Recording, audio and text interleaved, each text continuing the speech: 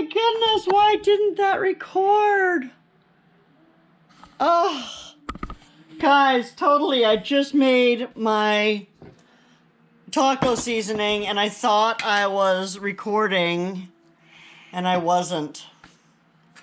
Oh my gosh, I can't believe I wasn't recording. Ah!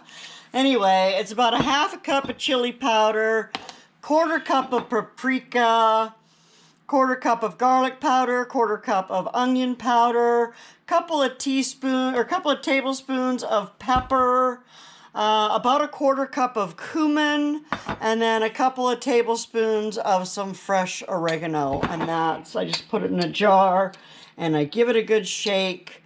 And now I have my taco seasoning. So you use a couple of tablespoons of that. For a pound of meat, you can adjust the flavoring as you want to. But